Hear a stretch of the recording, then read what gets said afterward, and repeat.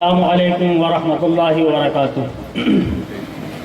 الحمد للہ رب العالمین والصلاة والسلام علی اشرف الانبیاء والمرسلین نبینا محمد وعلی آلہ وصحبہ اجمعین ومن تبعہم بإحسان الی یوم الدین، اما بعد۔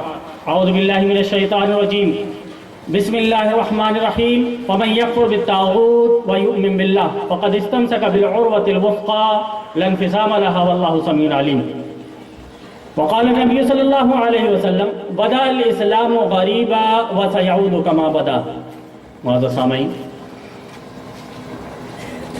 ابھی آپ نے قرآن کی ایک آیت کی تلاوت سماعت فرمائی اور ایک حدیث پاک کو عربی زبان میں سماعت فرمایا۔ طاغوت کا لفظ جب بھی ہمارے سامنے آتا ہے تو اب میں یہ سمجھتا ہوں کہ شہر سیونی والوں کے لیے یہ لفظ کوئی نیا نہیں رہ گیا ہے، لیکن اس کا مطلب یہ بھی نہیں ہے کہ اس کے بارے میں ذکر کرنا چھوڑ دیا جائے، اس کے بارے میں بیان کرنا چھوڑ دیا جائے۔ کیوں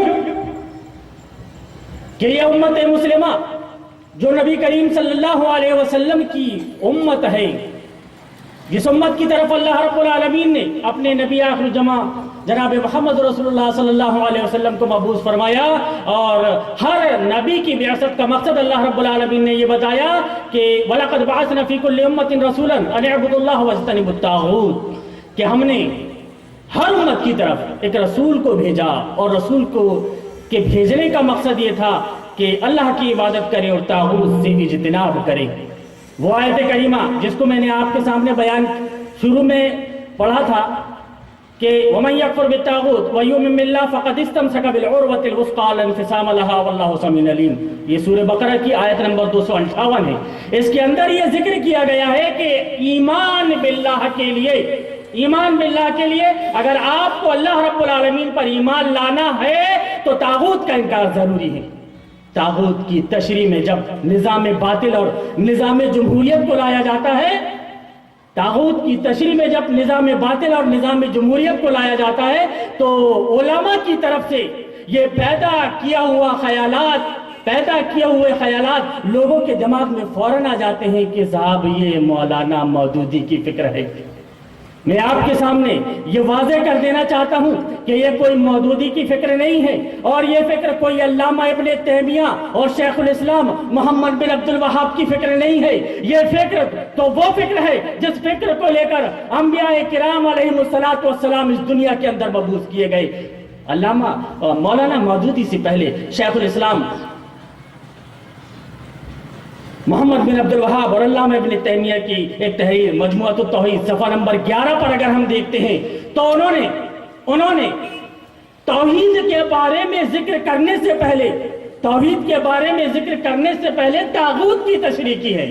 یہاں پہ حضرت عمر رضی اللہ تعالیٰ عنہ کا وہ قول بھی یاد آتا ہے کہ انہوں نے فرمایا کہ اگر آپ کو شرک کی معرفت زیادہ ہے اور توحید کی معرفت کم ہے تو چلے گا، شرک کی معرفت زیادہ ہونا اس لیے ضروری ہے کیونکہ آپ کو شرک سے بچنا ہے۔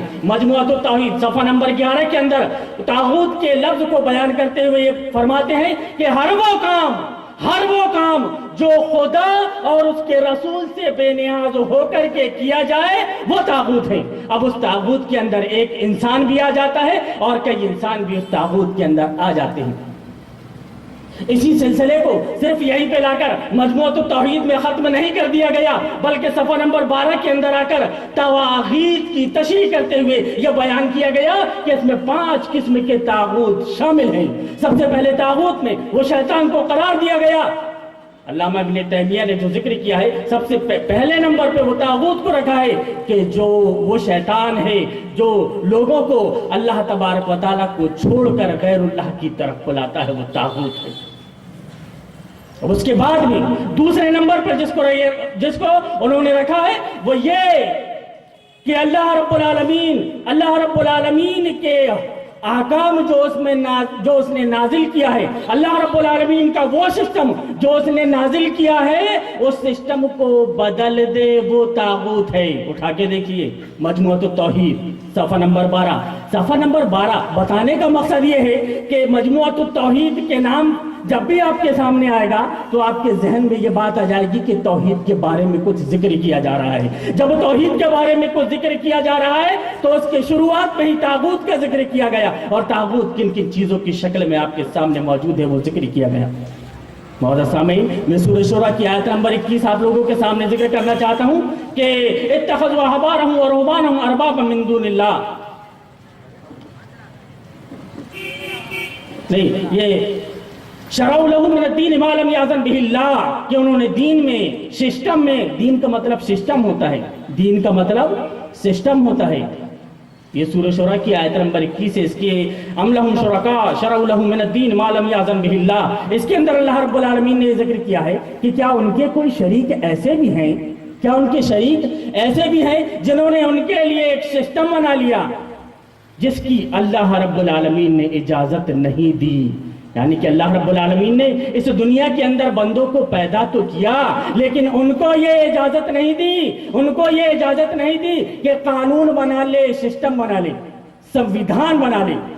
ये हक सिर्फ अल्लाह रब्बुल आलमीन का है, और अल्लाह रब्बुल आलमीन ने उस हक को सिर्फ अपने पास में रखा है, किसी गैर को वो हक नहीं दिया। ये बताइए, अब क्रिकेट का जमाना है, क्रिकेट का जमाना है, क्रिकेट के मैदान के जो उसूल रहते हैं वो कौन बनाता है? आम आदमी। Indian cricket board, Pakistan cricket board, England cricket board, या फिर आईसीसी उसके नियम और उसूल बनाता है, जिसकी निगरानी में ये सारे काम हो रहे हैं। इसी तरह से जिसकी निगरानी में ये सूरज और चांद निकल रहे हैं, जिसके हुक्म से ये हवा चल रही है, अगर वो इस हवा को रोक दे तो हम मर जाएंगे, हम उसके मोहताज हैं। गर्मी में धूप में थोड़ी सी तेजी आ जाती है तो हम कूलरों की और एसी की फिक्र करने लगते हैं।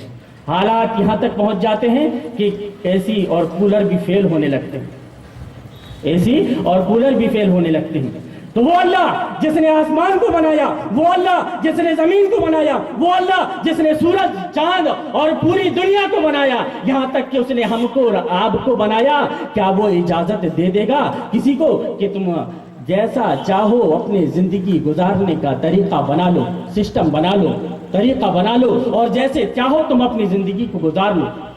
आज जो इंसान परेशान है, उसकी सिर्फ एक वाहिद वजह है, एक ही वाहिद वजह है, और वो वजह यह है कि इंसानों के ऊपर उसके बनाने वाले का सिस्टम नहीं, बल्कि इंसानों के ऊपर इंसानों का बनाया हुआ सिस्टम चल रहा है।